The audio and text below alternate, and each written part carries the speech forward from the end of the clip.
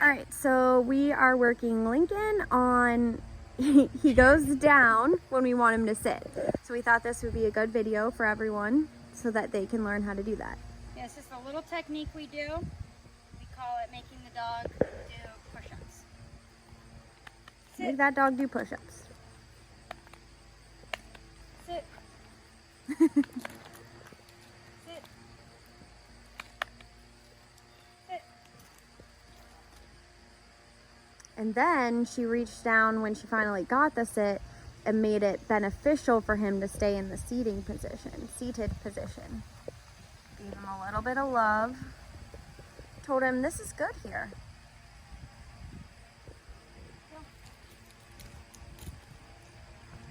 What you're doing when you're making them do push-ups is you're making them get to the point where they're like, okay, well, she's gonna just ask me to sit again anyway.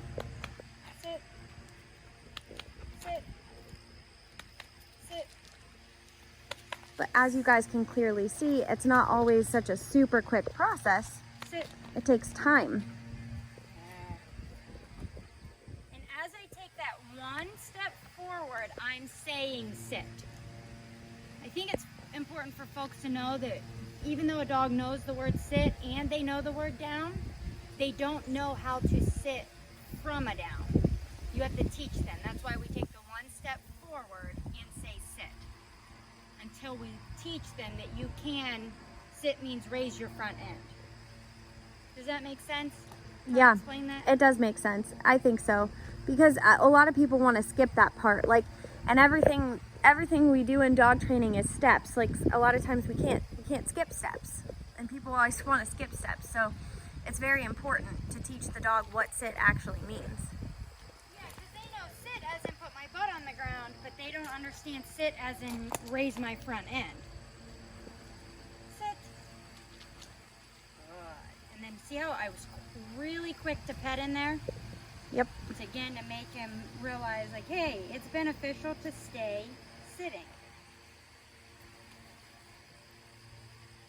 Nice. You.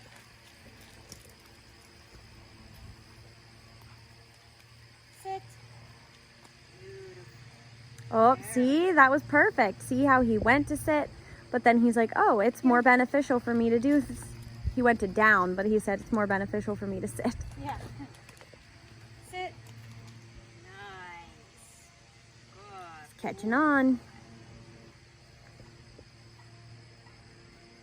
Here's why dogs can pattern themselves to get real lazy and go into the down.